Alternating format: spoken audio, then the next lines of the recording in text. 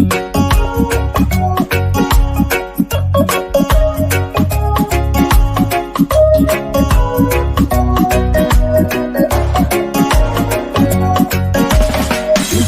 amahoro, dukeneye amahoro, dukeneye amahoro, dukeneye amahoro, dukeneye amahoro mu bantu, dukeneye amahoro muri Afurika, ku isi yose dukeneye amahoro, dukeneye amahoro. And contributor, Mr. Justin Bahunga, for his input. We've been just having a couple tech issues. So thank you so much for bearing with us today. Again, we were speaking on the United Nations 7.3, which is calling for the withdrawal of Rwanda from all positions taken in DRC. And we again spoke on the dangers of using a single group or a single tribe as a pretext for this war and aggression on DRC, and how we understand that it will have lasting historical impact on the people, the same people that the Rwandan government claims to be protecting. So Mr. Bahunga had just been explaining to us the really complicated history of citizenship and nationality and borders of it's very hard to describe them because they're not Rwandan, but people of Rwandan ancestry who migrated into the Eastern Kivu regions for hundreds of, years. Yeah. There was different waves. Some came through Belgian colonialism, some came as refugees from the original monarchy, which was a feudal monarchy. But yeah, so I will give my word back to Mr. Bahunga. Just for your cut off, I mean, the just part of the what came to be called Congo. Yes, yes. So if you want to finish your thought off, Mr. Bahunga, and then we can close off the show for today.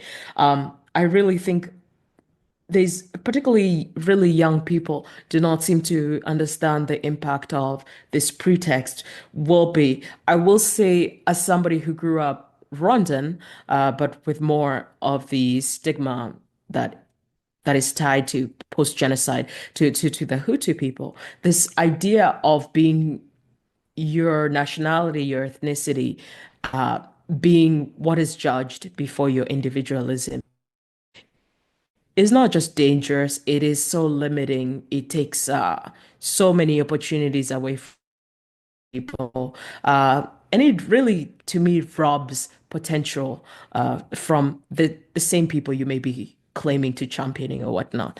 So yeah, one small thing also I would like to add about we didn't talk about the FDR, but just very short, telling Parliament that FDR is not a threat to Rwanda. That if ever they even try, they can't stay 1 hour in the Rwandan territory. And that's what they do, is like a thief who comes and steals and runs back. So he himself said it is not correct. And up to the Congo, there have been so many joint operations, especially during Kabila time, to fight a joint operation to fight the FDLR. And this Major White 2 is a Kimia 1, Kimia 2, and also later they jointly carried out raids to kill one who was some of the top leaders of FDLR, including Mudachumura and this other one, I think Africa. And so, and also, even during the time, I mean, they arrested, I think, the one who had of intelligence, the one who was the spokesperson, and delivered to Rwanda without any form of law being followed. Again, this is just a pretext. And of course, the top leadership of FDLR, they went to Rwanda, including this man who was the head of, I don't call his name again, was the founders of FDLR. They are in Rwanda. They got a good position. So you cannot really. It is just a sheer lie to pretend that FDLR. And number two, there's the doctrine of going to defend your country. Another country is not accepted in any way or form. So that's probably, and so I think the whole politics is just. I think one profits from the presence of FDR. If they were not they would have a problem. If one day they rose up and they found that there's no FDR. Like people don't understand. I'll quote this: that there was at one time in 2003. There was a kind of mediation between FDR and the Congolese government, and also Rwanda was invited. But it was made by this Catholic mediation body called Center Gidio. So on the 31st of March 2003, they had prepared a declaration statement, which was to be signed by FDR, Congo government, and Center Gidio as a mediator, where according to that statement, to that agreement, that the FDR had agreed to sign a declaration declaring that it has stopped the war and it condemned genocide committed in Rwanda, and that it wanted to work as a political organization. But then, but the condition was actually they had to liberalize the opening of the political space for them to participate. But it is the Rwandan government refused to come. Like it happened in Rwanda. No. That's 31st of March 2003.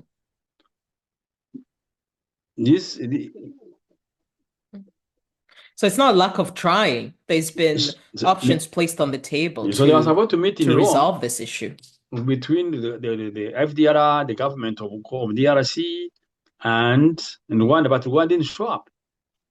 So the presence, with the so-called presence of FDR, is a weapon, and I'm sure they would not be happy if the FDR said, "Now we have stopped. We are no longer an organization. We have just disappeared." We just have a serious problem. So that's what I want to say about FDR. That one, Kabarebe and other people have stood before Parliament is not a threat. Number two, even attempts have been refused. Even you remember Kikwete, the Tanzanian president, said, "Why don't you talk to them?" He said you're going to have. It was threatened without death threat. And I'm telling you, there's this mediation, which was refused. So there is no intention whatsoever, and this served as a pretext rather than a real reason. The real reason is occupying the Eastern Congo, and they continue to loot, and also to have this expansionist minded actually the king will go where you went. I think there must be this megalomania of being top of the world. Yes, there's definitely a very strong supremacist ideology behind this idea that not only do we need to expand, but we will expand and rule over you. There's been some rumors, I'm not sure how well they are, that within some areas that M23 has captured in northern Kivus, they've been moving in new tenants. Literally the definition of expansionism, and almost like a neo form of colonialism, but within Africans themselves. But I think it's madness because I can imagine, as I told you, this area is 4 times the size of Rwanda, and you cannot just and unlike Rwanda, this was Zalendo. These are even when armed. You can't just impose yourself as it happened in Rwanda. It's just madness. And you know, before Rwanda had forged relations in the terms of Great Lakes region, as I was talking about, the way could resolve this problem without going into war was the creation of economic community of Great Lakes. Where we had the secretariat was in Rwanda, the research institute, the agricultural research institute was in Burundi, the energy research was in Congo, and so we're about to sign an agreement on free movement of people and goods. And we had a bank, a development bank, BDGN, the bank with the Great Lakes region. Wow. Would have We've moved back resolved so the much. whole issue. I used to go for meetings in Gisenyi with EPGR. The border will be open for 24 hours. We would go for nightclubs in Goma and come back in the morning. So this would have resolved an issue without going into war. We had another organization called KBO, Kagera River Basin Organization. That was Rwanda, Burundi, Uganda, and Tanzania. Again, to develop together.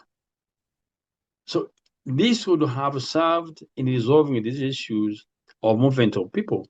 I was saying, it's just using force in this culture of violence, which I think is very necessary for people to show that the violence doesn't pay. That there should be really a military end to this, to show that group that violence is not worth trying. Yeah, no one has a monopoly on violence, and exactly. But they think, unfortunately, this group thinks that they can fool everyone, they can fight and defeat everyone. So that philosophy had to be stopped. That people can live together without fighting. That we can live without being dominated or dominating others. That power can be shared and the diplomatic, the democratic way. And of course, I think the other solution is having democratic institutions in Rwanda. All this madness cannot happen if the democratic system was working in Rwanda. So there would be counter powers to stop this bellicist, belligerent attitude towards neighbors. Very true.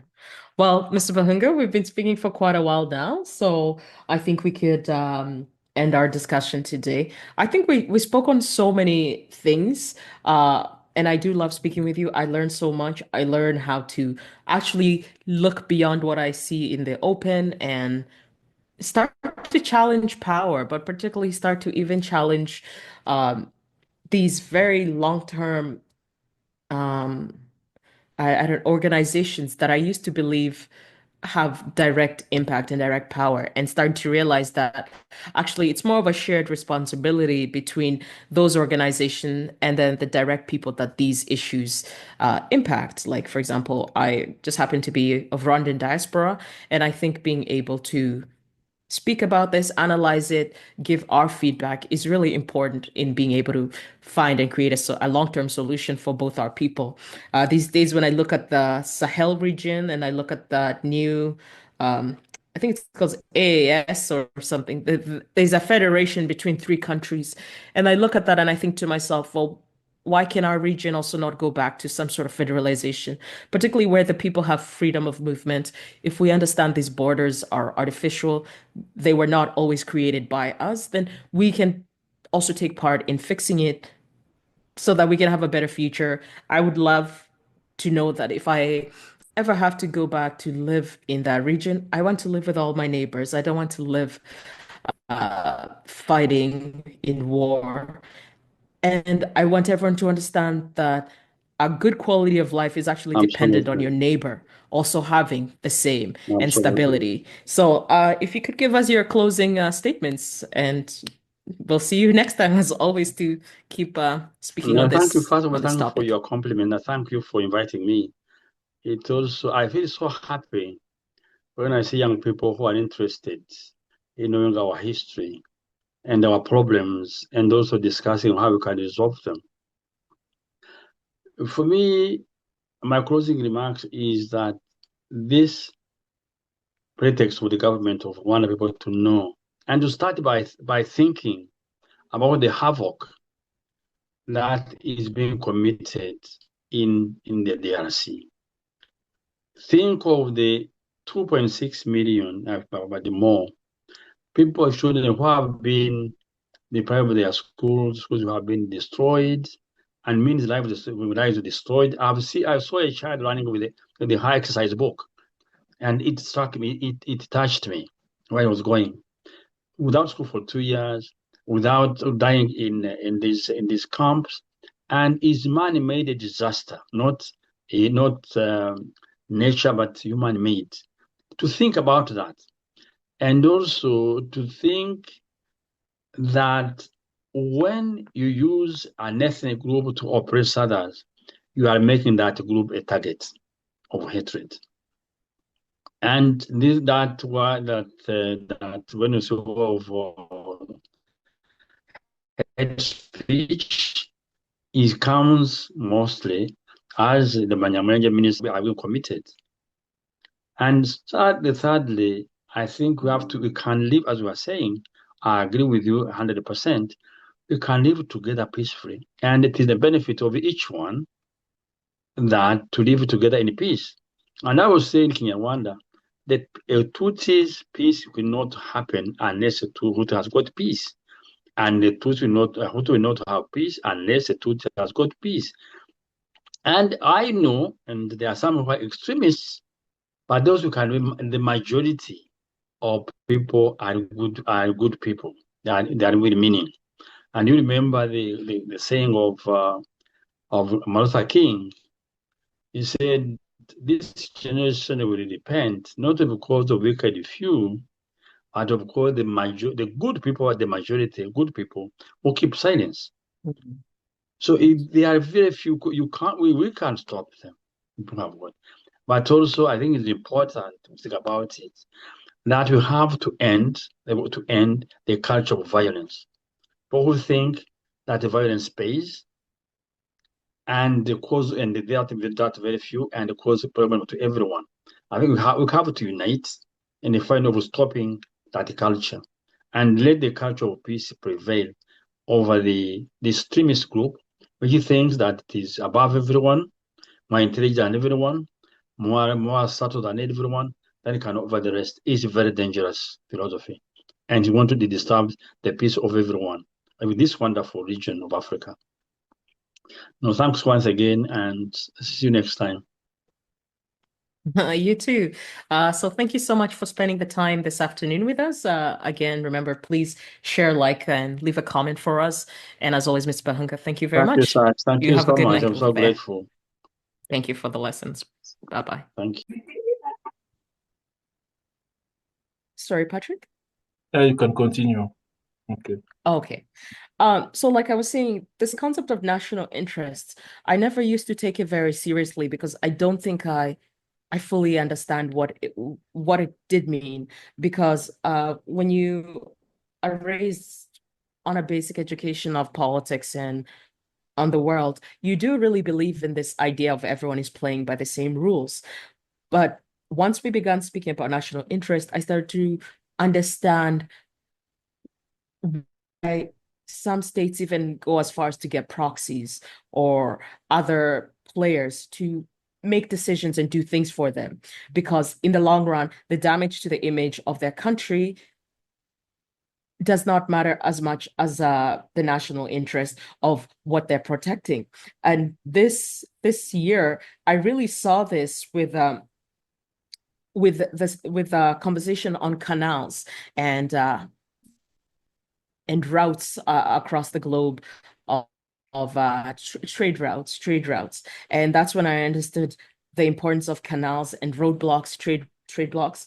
And so, for example, at the start of this year, Panama Canal, America was putting lots of pressure on the country Panama to sell certain parts of within the Panama Canal to BlackRock, which is an American corporation. But this was the first time we saw, for example, the Chinese government itself come in physically and block the sale of these businesses from from Hong Kong. I believe it was a Hong Kong owner who was going to sell property or rights to the canal for billions. And the Chinese government physically stopped it. And this is when I started understanding this concept of national interest. You have a government that's always claimed non-interference, non-international, they claim we only stay within our borders. But for the first time, there was such a direct challenge to their trade sovereignty and trade rights that they finally, oh, excuse me, got quite a dry throat. But I think they finally starting to realize that we need to rise up, get slightly more uncomfortable, because we do need to challenge what seems like American aggression to their growing power. So what do you believe this might show, particularly in our region of the Eastern Kivus, where we know the strategic minerals for the growing tech, what people call the tech industrial revolution? There are things within the Kivus that are necessary for these great powers to be able to either just survive the oncoming power politics or to be able to win them. So how do you see these great powers leveraging, or do you still believe they will always kind of sit aside in the shadows and just using the proxies? Thank you. And it's quite a it's quite a convoluted. No, very interesting. I mean, I think it's very important for people to know that how the Kagame, his regime, has played its politics or its interests, which I think is not in national interest when it comes to the Kivu, but the personal interest in the sense of staying in the power and doing whatever it wants to keep in power, depression, whether national or transnational. And there is no other way you can explain that a small country like Rwanda, a small 13 million, 26 square kilometers, which is actually the 1/4 of North and South Kivu, is more than 124,000 square kilometers. North Kivu itself is about 65 thousand square kilometers, when in Rwanda is 26,338. And in terms of resources, of course, it's the center of the world for these critical minerals. In terms of economic power, Rwanda is one of the most dependent countries in the world.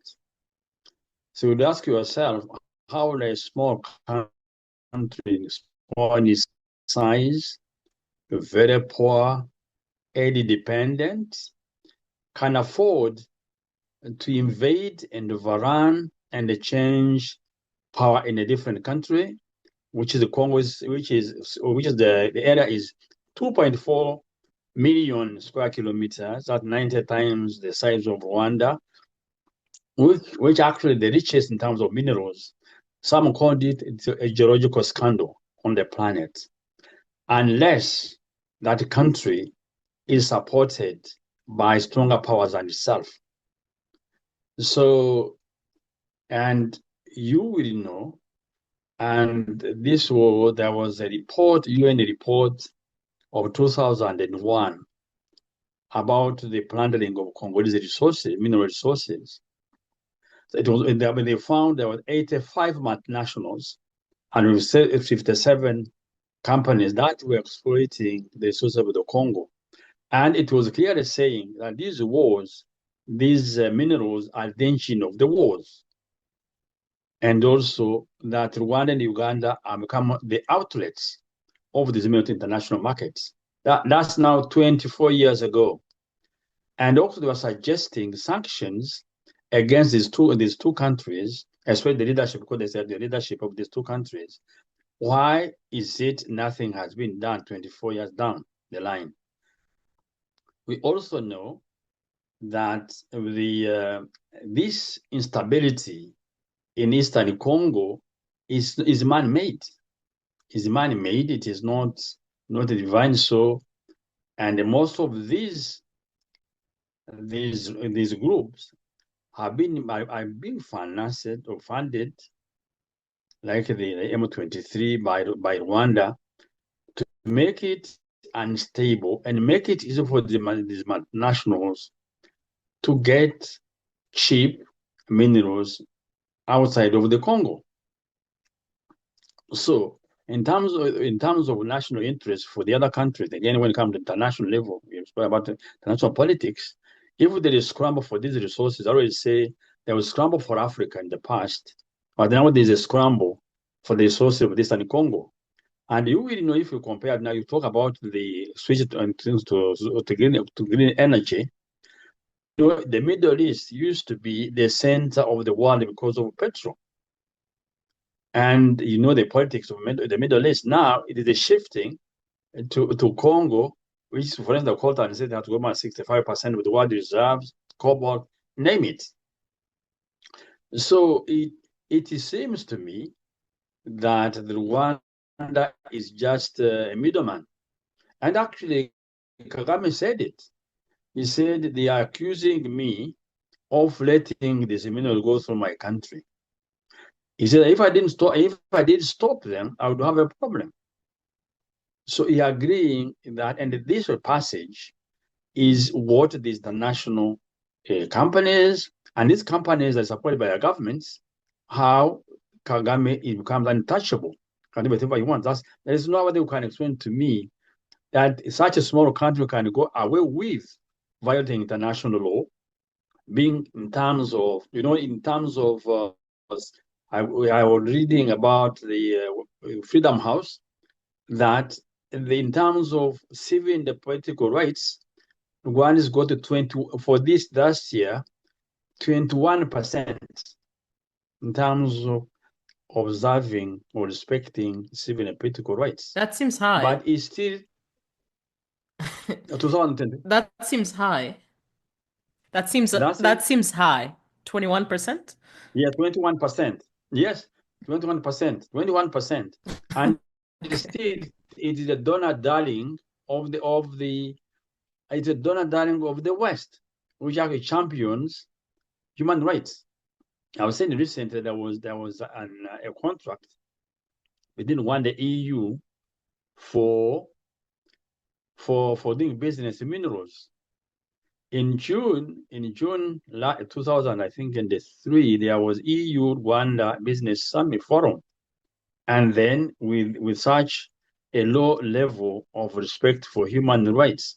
So when it's coming to national interest, I would say that for Rwanda, even these minerals, I mean, I don't see, apart from Kigali, apart from few individuals, I don't see how the wealth from the Congo has profited the ordinary person, the ordinary Rwandan. And so when you come to Kivu, then you come to Kivu, again, we speak of the pretext of protecting the. We shall talk about it. I don't know what this occasion, the next occasion. Yeah, actually, we can start digging into that. Yeah. The pretext that the FD, threat of FDLR, the exclusion of Tutsis in this area. So, in sum, I think even the fact that these measures are not being implemented, and that these other countries are weighing how much they would lose if they did indeed put enough pressure on Rwanda to leave the DRC. And I'm sure Rwanda is also the regime, not why when I say Rwanda, I think is not right. That the President Kagame knows very well all these hesitations, all these interests that he plays around with them. There's no way you can explain it. He's not a madman. He's intelligent enough to know how to play this game. And that's, I think, what is happening.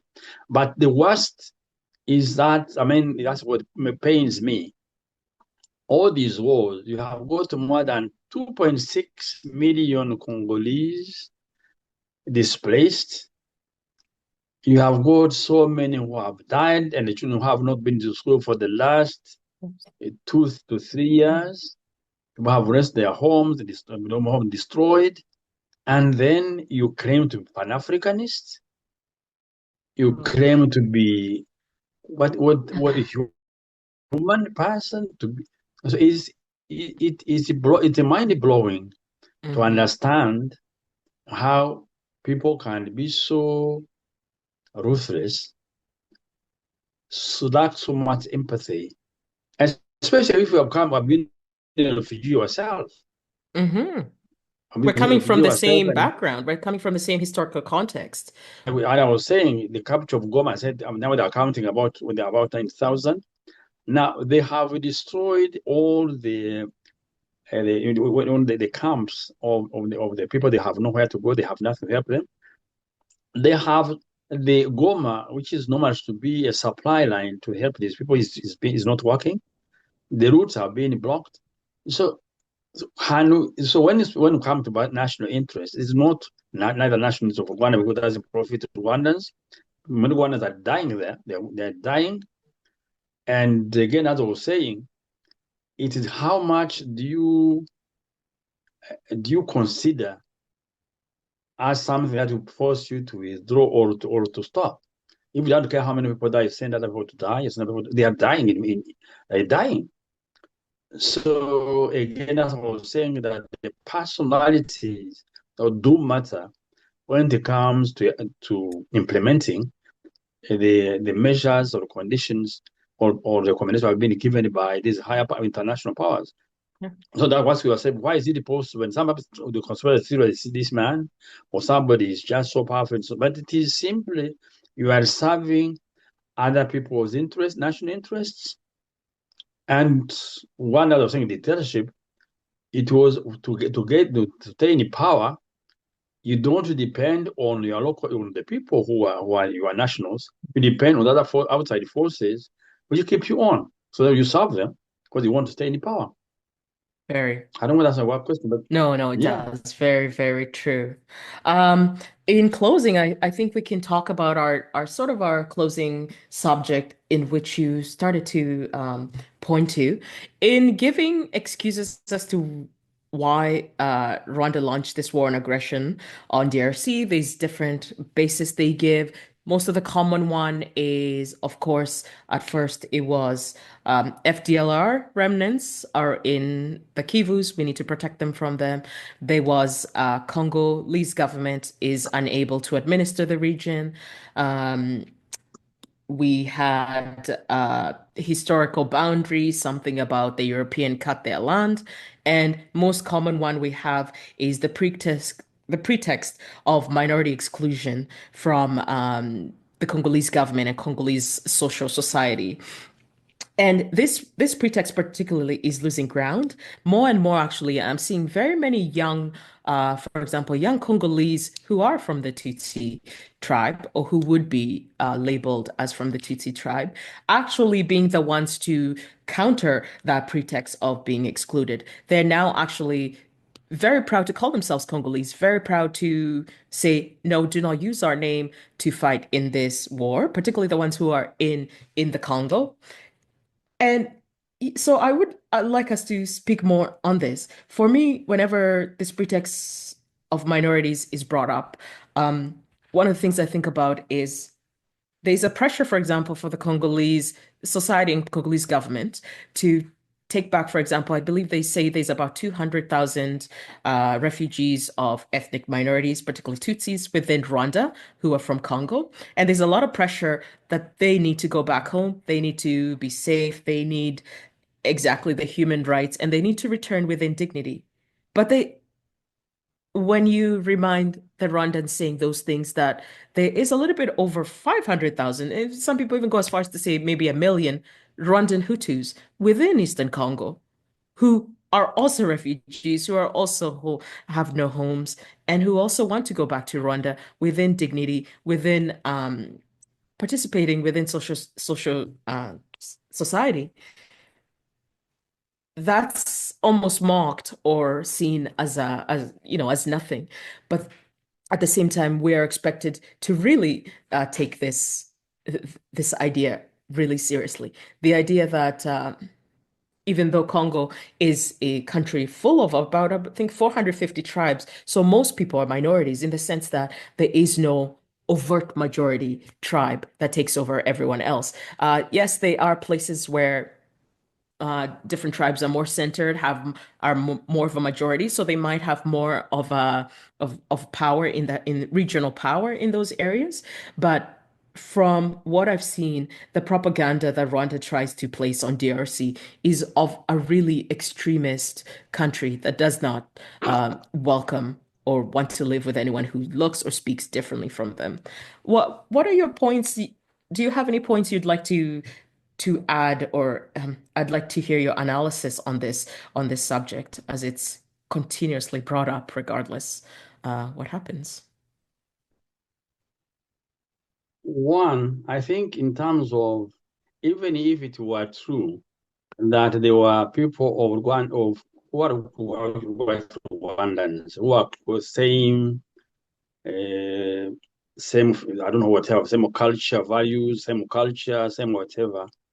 This cannot justify Rwanda to invade another country to defend that group. And indeed, in our Organization of African Unity, which was founded in 1963, Article 3 there says that we must respect the borders set by the colonial powers.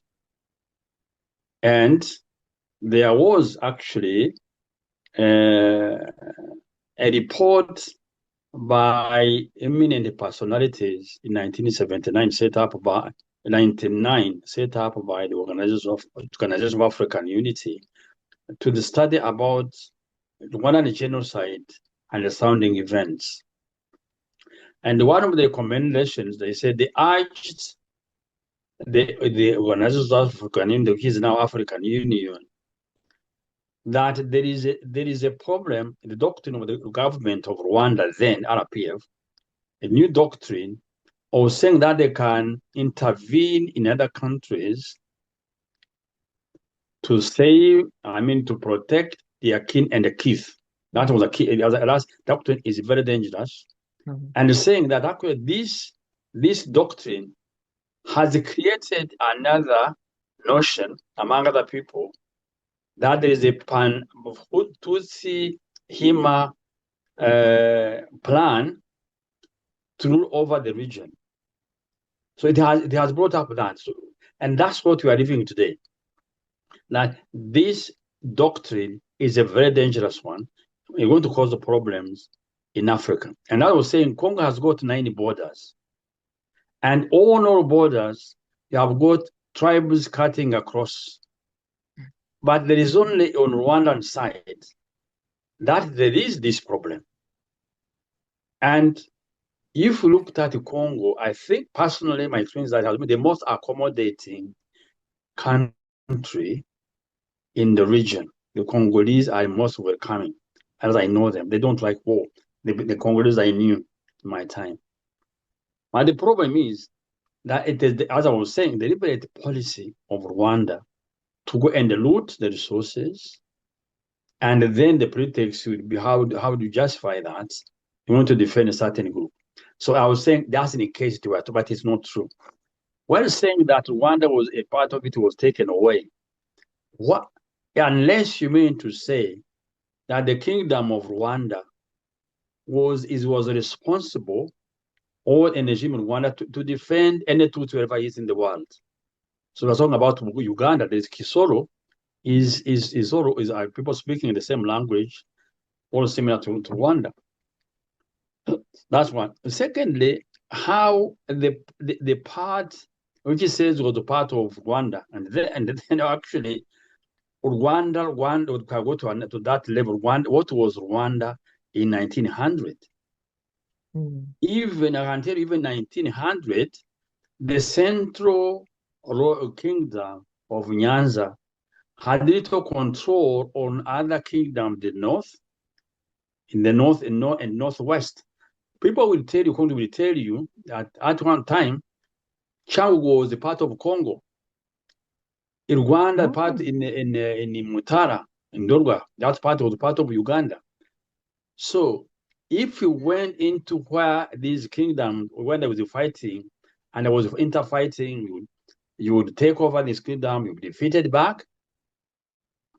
And indeed, where I come from, someone was making me aware that the Bunyoro Empire used to come to Rwanda.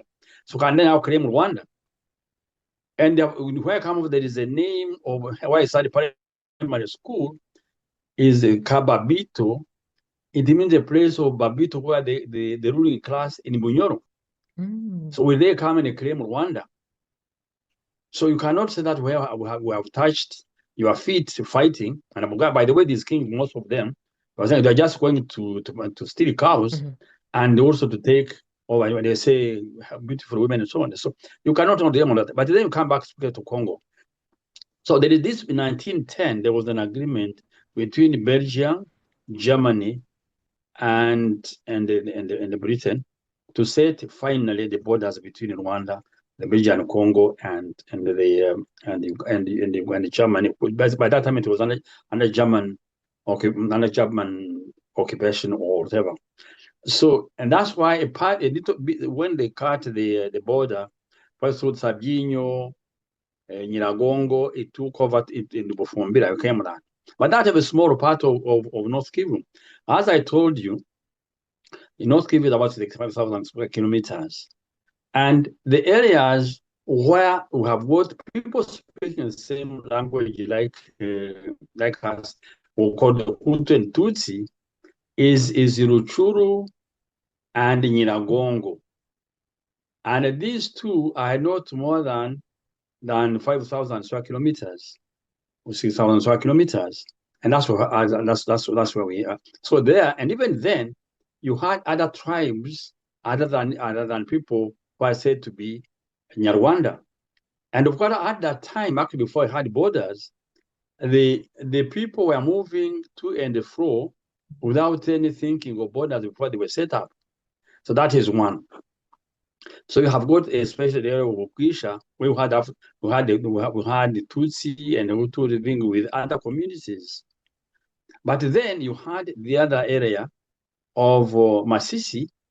Masisi was inhabited by Nyarwanda went there through a program of the Belgian colonial power, where they want to go to work in their plantation and the mines, both in Kivu, so North and South Kivu. So the problem was that when that was between 1926, 28 to 1956. So there was a planned, organized movement of Rwandans to go to settle in Masisi, to be able to work in the plantations and the farms of the Belgian settlers. So the problem came now that over time, the Rwandans or people from Rwanda, or called the implanted, came to be the number came to be bigger than the Congolese who are living in Masisi. But of course, you had other ones who went to Congo by just mere migration, through migration, clandestine immigration, but they also had people who went as refugees in 1959. So the issue now in the Congo now is not, it was against those who call themselves indigenous and those who call them transplanted, who are called to be foreigners. So the problem was between Rwandans of origin, whether it is Hutu or Tutsi, who were said to be foreigners, but it was not exclusive. I just have a quick question. Yes. Was that what they called the Kanyarwanda War? Kanyarwanda War, very, very interesting. What was 1960? Actually, again, so the issue was now that you find that, for instance, in Masisi and Rutshuru and Nyiragongo, 70% of the population, at least 70%, are all people Rwanda speaking. But as when they call themselves, the Hutus call themselves, they don't call themselves the Banyarwanda, they call them Bahutu, and the language is called, they call it Kihutu, not Kinyarwanda. And they have seen the Tutsis now call themselves the Banyemera, and that their language is Kinyemera. Very different from the Banyamulenge, who were there a long time ago, there is no question whatsoever about that label that should be, that they are foreigners. So what the problem comes about the Kanyarwanda now is that you have the people speaking in Rwanda who have become a majority in an area we say to be Bahunga, but the big one, the big one is called the Hunde. They have got the Bahunga kingdom. So when it comes now after independence, when it comes to elections, then there would be this kind of exclusion because those who call themselves indigenous would want to exclude the Rwandans, the Banyarwanda, whom they call foreigners or transplanted. So now there was now a fight between the Rwandans who were being excluded, and so there was eruption of fighting between the Hutu youth and the other groups. And so they go to Kanyarwanda, but I was saying these troubles were not trying to expel Tutsis. It was Rwandans that were taken as such. And this came again in 1964, the election. There was also another troubles, 1965. 1993, there was also a fight where you had about between 7,000 and 15,000 died on both sides between the Rwandans and what's called the Banyarwanda foreigners. And that's in 1993, Mobutu had to send special forces in Masisi, called the Masisi, to quell down this revolt. And there was, of course, reconciliation, but they had those about 15,000. And once again, it was not something that was against, that the fight with the Congolese against the Tutsi. No. Now, so that's, in 1993, I've got a good friend who told me, well, Tutsis, who told me that they fled, they fighting as the Tutsis going together with the Hutus, lying away from these fights. So, and what they forget about exclusion, again, to show you that it is far-fetched. There have been inter-community strifes everywhere in the Congo. You have got 70 million displaced in the Congo. Those are not Tutsis. Now, what actually is, you have to remember, the best example to have not excluded is that from 1969 to 1977, the chief of staff of President Mobutu was almost like Vice President Barthelemy Bisengimana. He was the second most powerful person in the Congo. He was a refugee, not only one of the people who were born in the Congo, but he was a refugee who was studying at Rwanda University when troubles came, said in the Congo. Oh, I didn't know that. Wow. He's from Changu, he's a refugee. This gentleman called Mangachuchu, who owns this big mining company in North Kivu, is a refugee from Chibuye, one of the richest people. I think he was a senator in Kinshasa. In Masisi, as I was saying, it is said, I quote, that the big farm, the farmers, the big farms, we talk about 213, 500 of those farms, which are almost half of Masisi, I belong to Banyarwanda, rich Banyarwanda. So you have got one who have become ministers, who have become provincial members of parliament. So and of course, what was very interesting, I mean, it was actually good for them, is that when in 1969, 1972, they are most educated by the Hutus who went actually looking for land. And so they had better positions and more influence than the rest.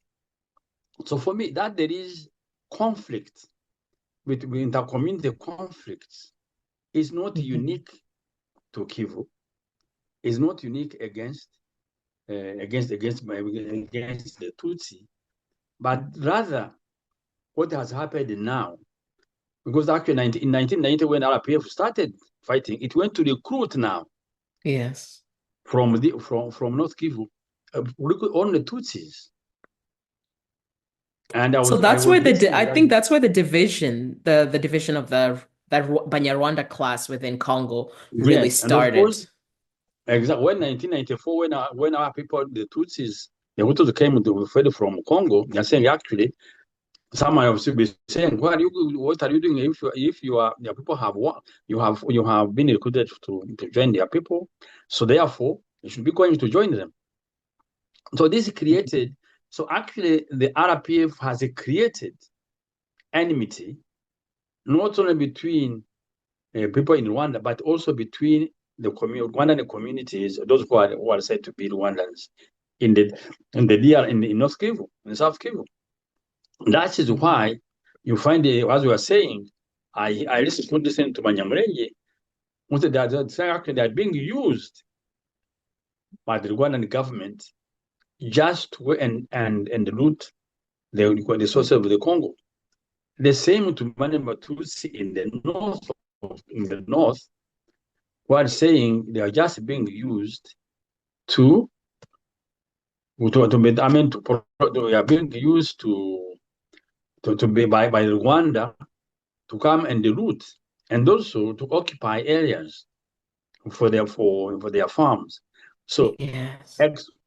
So what I say, and of course, I think you have heard the speech of Daru saying these invasions have co-exacerbated inter-community hatred.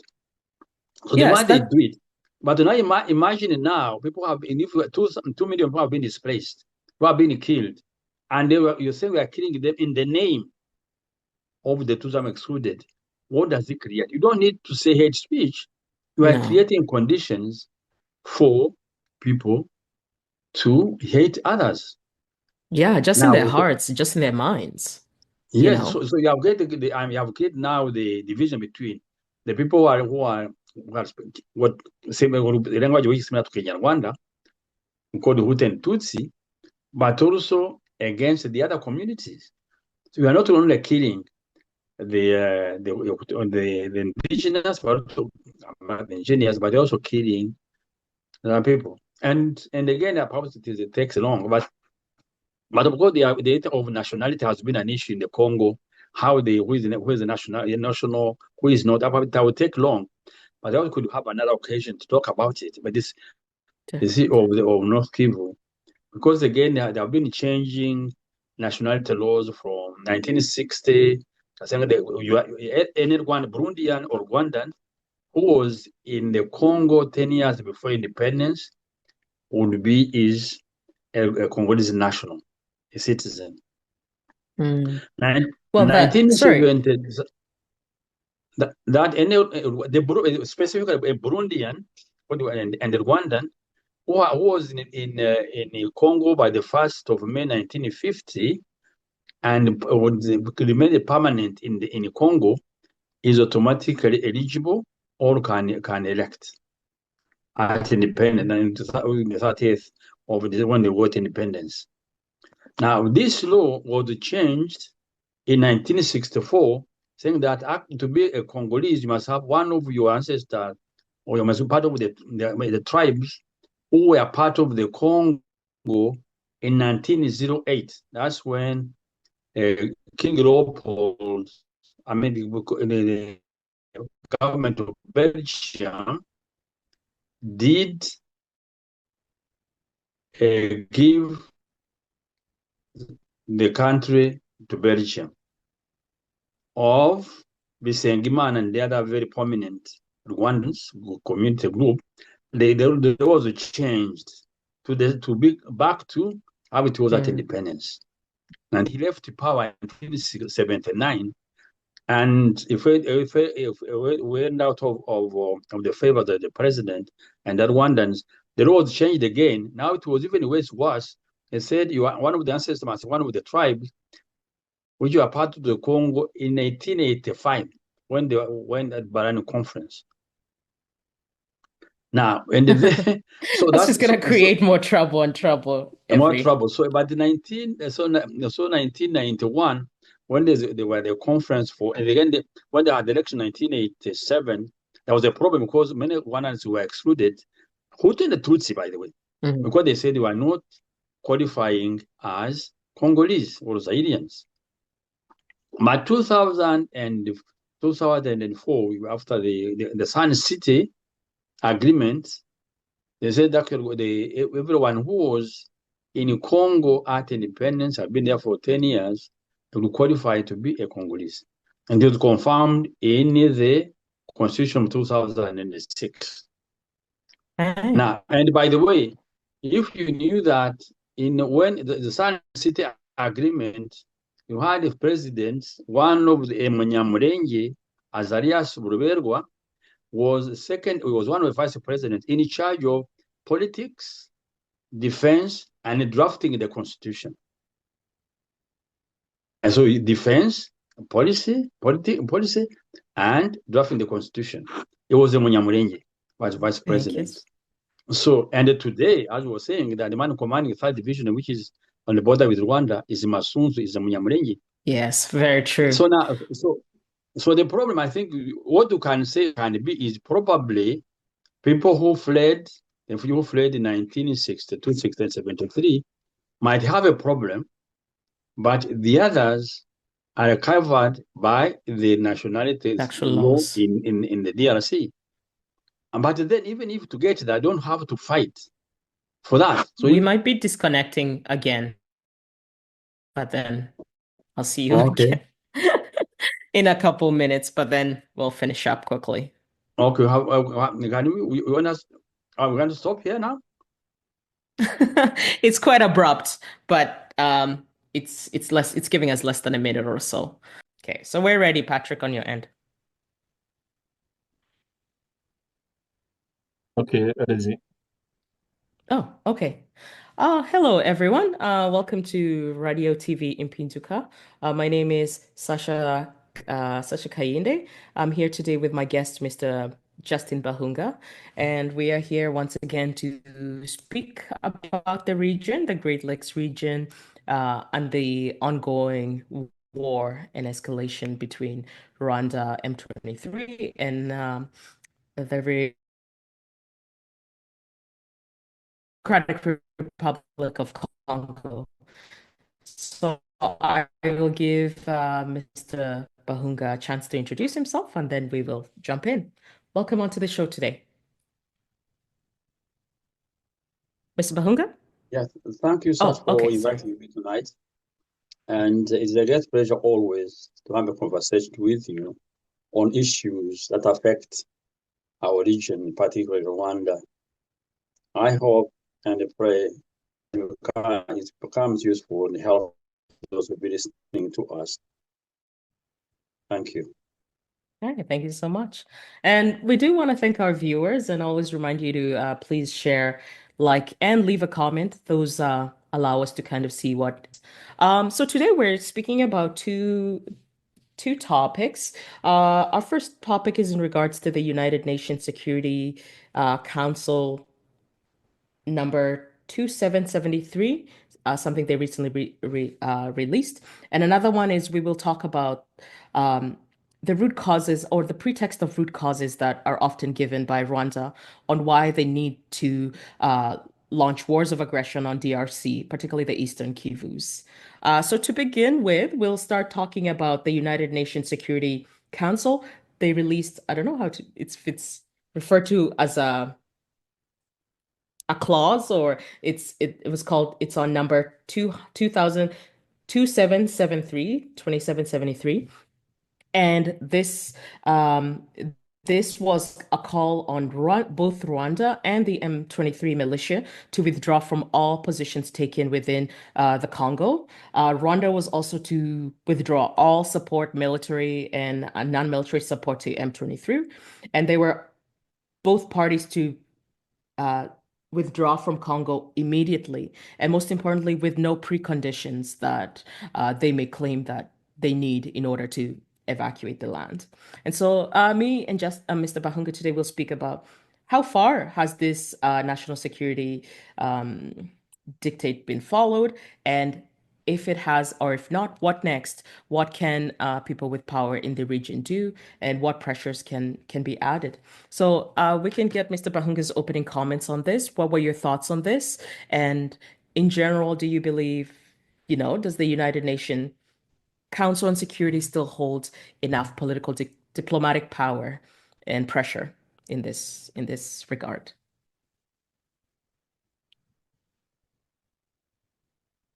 Thank you very much, Sasha. This resolution, which calls on Rwanda to withdraw its troops from the DRC without the preconditions, and decides on M23 that it should end hostilities and to leave and evacuate from the Bukavu and Goma, which it had taken, but so that peace can prevail in the Congo. But unfortunately, up to now, neither Rwanda nor M23 have complied to the demands and recommendations of this resolution. And I think it is good for everybody to be able to understand better, to understand the context and the importance of this resolution. Because we have had many other resolutions, but this one is particular because one, it is taken under Chapter 7 of the UN Charter on violation, on a threat to peace, breach of peace, and act of aggression. And it is important also to know how the process is done or goes through this council. Indeed, Article 39 of the Charter under Chapter 7, it's the council that determines any threat to peace, a breach of peace, and act of aggression.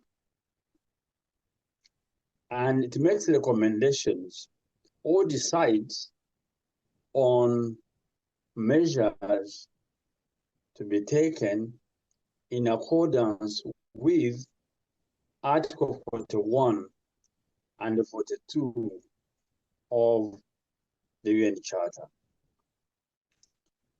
Article 41 is about taking non-military action or actions excluding force to ensure that recommendations and decisions of the Council are complied with to maintain or to restore international peace and security. And Article 40, it also states or stipulates that before taking these recommendations or measures, and under Article 41 and 42, the Council may ask the parties concerned to convert to resolution to recommendations or measures that the Council finds desirable or necessary. Then the Council also has to make sure and to follow those all decisions. And as I said, Article 41 is the measures now non-military to ensure that this country, the parties concerned comply with recommendation decisions. I see. And of course, I said the Article 42 is about now using force. What has happened this far, and that's why I think it is important to understand the importance of this resolution. It is that now the Council determined that what the actions of M23 and Rwandan forces constitute a threat to international peace and security in the region. That is important. And the other thing we have to take into account exactly again is which provisional measures before taking the other two options of sanctions. This was to ask Rwanda to withdraw its troops from Congo and stop supporting M23. And for M23 to end hostilities and to withdraw from all the areas that it occupies, and also to stop para-administration that's put into place. As our listeners will know or remember, is that wherever M23 has occupied, it has put its own administration. What we realize now is that indeed, as I said, both Rwanda and M23 have not complied with the recommendations, provisional recommendations as made by the Security Council. Meaning now, as I said, these provisional measures have been made. Now it has to meet again. I think we have meet the next week or in the next week, I think, to realize or to examine, to assess whether Rwanda and M23 have complied with these recommendations and the provisional measures. What automatically what would follow next, as it would be to make or to adopt sanctions against Rwanda. That's where we are. Now the next question is. I have actually a quick question to that, just for clarification. So this resolution came with absolutely no sanctions, no punitive measures. It was just a clear request, a diplomatic request. As I said, there is a process with the UN Security Council that one to determine that indeed is a threat to international peace and security. The second step is to tell that Article 40 to talk to the parties concerned and make provisional recommendations of what they have to do. And the Security Council asked Rwanda and the M23 on what to do. So now the next step would be for the Council to sit and realize or be told or make an assessment and say, we are sure that these recommendations have been not taken into account. And that's when they can go the next step. That's what I'm saying. Probably the next meeting of the council will be now to decide on next step, which should be under Article 41 now of sanctions. That's why economic sanctions, but there are other measures, all measures excluding military force, which can be used to make the countries or these groups comply with their provisions. So, and then after that, if they don't do that, okay. Yeah. then there is recourse to force. But of course, the question is about implementation. Whether would they, what sanctions would they decide on? Sanction, that is one. Number two, which sanctions are they going now to apply? And then, so that's where the issue is now. But I was saying it would seem to be long overdue. Why did it take so long? When, for instance, because the case of Ukraine, it was immediate and robust. But at the same time, we have these decisions does not to prevent any individual country or countries or governments to take their own measures.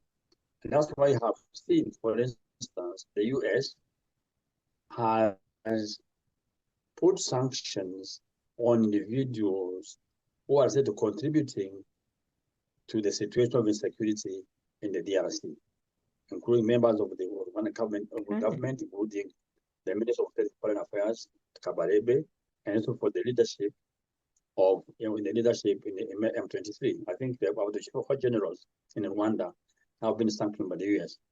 But other countries, it seems to be that Europe, the EU Commission might be trying to study how also to apply its sanctions on certain individuals.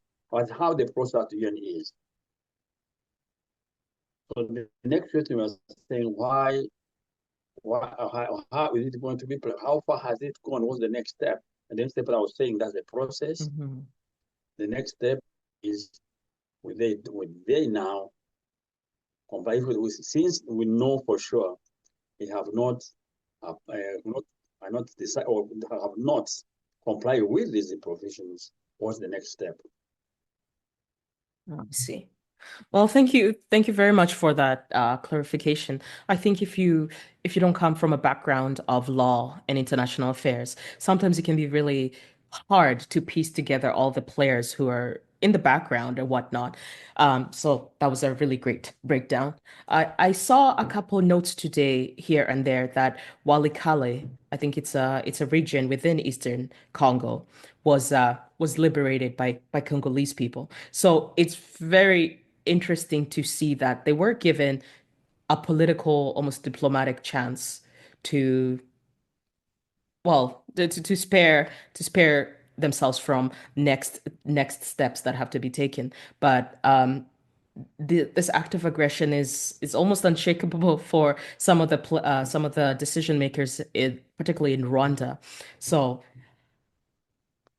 I do struggle with a double standard that's applied sometimes to African nations. Of course, I understand it's part of the great power politics and great power games, but it does seem very unfair that Rwanda has been at this almost as long as the Ukrainian and Russian war has been ongoing, but we have such a different pace in justice and decision making.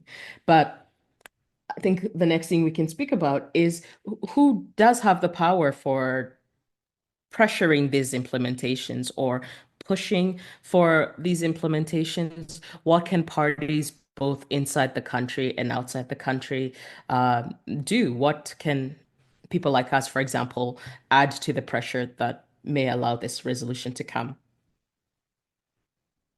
Fantastic. That's a very good question. Actually, we see actually on the next what happens next. Why is it like one likely to now and the M23 to comply or not, and why not? The whole point revolves around national interest. We have seen what has to be done because it is an act of aggression. There is a breach of peace. It's not actually a threat to international peace and security, but it's a real breach of peace. And it is indeed an act of aggression. But then why did it take so long? Why is it not acting like a case of Ukraine? That is a power politics. So because we come to implementation, it depends on the power politics, the balance of power between those who support one side or the other. And so we look at in what interest should I apply the pressure? So the implementation depends on the nature of the issue for each country in terms of its interests and the willingness of each and everyone to force the culprit, the violator, the perpetrator, to conform to the norms. So what you can say from here is that definitely there is a kind of reluctance on some members of the international community for the interests to apply pressure on Rwanda and M23 to abide or to comply with what should be done in the case of aggression or in the case of breach of peace. And also it depends also on individual states, because you may have certain countries that when they value or when they assess, they might find that compliance is more costly than non-compliance, and may decide to not to comply with the resolution recommendations. Let's take the case of Rwanda. You might have the pressure, but Rwanda may decide, and when we decide that for us withdrawing from Congo is worse than staying on. And you will recall in one of the speeches of President Kagame, he's given an example where asked him to leave Congo. He was saying it is like there's an old woman. Someone went to kill her, and the killer asked her, what type of death would you like to be able to have? And instead, the old woman spat in the face of the killer. So he said, me also, they are trying to ask me to make a choice between two types of death. So he might find that to leave Congo is death, to stay in Congo is death, but they might find that the death by staying in Congo might be better than the death of going back. And that might make him not comply, despite all indications for us and other people, or that he should comply. Number two, it also depends on the nature of the internal system.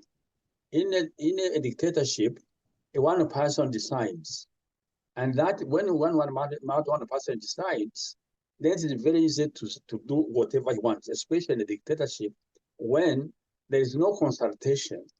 He might have a wrong decision because he has not consulted enough, or he has only followed sycophants. People want to agree with him. Whereas in democracy, the first thing is that before, for instance, starting the war, you would have a meeting between the politicians with the military officers and decide what is worth taking that risk. And also in other places that the parliament might have to have a word in it.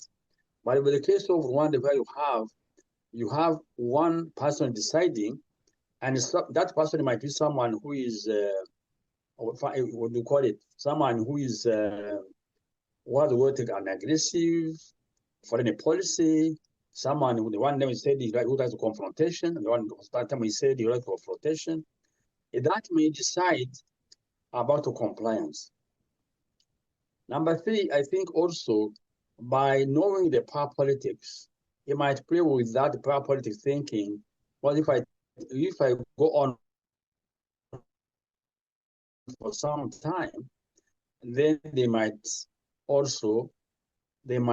let me go. The case of Rwanda, where from 1994 to now, there was always a kind of let go, laissez-faire with regard to Rwandan policies. So it might be this kind of impunity might inform him to say, let me keep on. They get tired, and then I can go on and stay in the Congo. So, and also the personal personal trait, someone who is ambitious, someone who wants expansionist policies, and especially if there is no counterpowers now to stop him, then that might make it difficult for the implementation of these measures. So, and then the other what I was saying is that with the case of Rwanda, you might find the consequences, might find it not worth giving up, because we have seen one example again we can give is that is stopping cooperation with Belgium.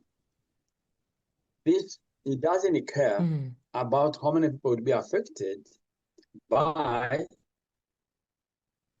this stopping of the cooperation. Other countries that people might actually have said, don't do it. But for him, he doesn't care about what happened to the rest of the population. But might be just interested in saying, let me punish people because they have not agreed with me. For those reasons, one, the personality of the person, the system in the country, the international system, it might not comply with these resolutions or these recommendations that anybody would have thought it would be important for the country, to stop supporting M23 and also withdraw from the Congo. Okay, thank you so much for that. And you know that that almost individualistic viewpoint you would get from a dictatorship really doesn't leave a lot of room for planning, a lot of room for changes if things don't go as planned. Everything is being decided again by one mind. You spoke about Belgium, and it also reminded me about how at the same time that Rwanda is claiming to not care about its relationships with Belgium and the European Union and other European states, the changes within America, particularly Donald Trump's government, are also affecting him. So both Belgian and USAID are being disempowered in the country, both at the same time, when they play such a large role in social supports like healthcare, I forgot what word they use for that, but when nations in Europe give aid or claim to give aid. So it's been interesting to see the impacts of those things have not yet been felt, I think, by the administration in Rwanda. But soon, all these things are gonna come together. And I think, well, for me, I hope it puts pressure on these things we call, like, for example, Parliament and other holders of power in Rwanda to at least try and rebel slightly, to try at least, because if, for example, for the Kagame and the ruling party who makes the decision, dying in Congo is better than dying at home. But is that the same for them as well? Is that the same for all players in Rwanda? And I feel like because it's a dictatorship, we rarely get a chance to hear from any other any other voice. So there is a perception that's formed, I think, of Rwanda of everyone agrees, everyone is together on this issue. Another thing I wanted to mention, you always speak about. Add something, if you don't mind. Yeah, sure, go ahead. What you are saying about the internal system. You remember when he had a meeting with so-called representative of the civil society, where he was saying you want to tighten their belts, and the people just clap. You'd imagine at what level people can be to clap that they want to tighten their belts further. They have already tightened their belts, and you tell them I want to tighten your belts more, and people just clap. That again shows how the system is being built such that there's no control over the executive, and that executive, unfortunately, is one person who's the President Kagame. So that's why I call it mass suicide. But going to the Congo, I don't think really in the best interest of the people of Rwanda. And And if people can clap and even humanly speaking, you see people just clapping and congratulating themselves that such a town has been taken, not not taking into account how many people have been displaced, how many have been killed. In Goma, they say now about 80,000 people have been killed in the attack of Goma. People just jubilate that this has happened. I find it extremely dangerous, not only unhuman, but unhuman, but also very dangerous for such a culture of not feeling empathy for other people who are in problems. Or being able to understand that you may also be in this similar circumstance. It's at times it almost comes off delusional. It's like you cannot get away with crimes of this degree forever. There comes to a point where there will be accountability. Another point I wanted to share is you always speak about national interest, and I think before I learned about national interest, actually, Dr. Bahunga, just to let you know, you might hear the stream kind of stop, but we'll just continue, and it's still ongoing, so no issues.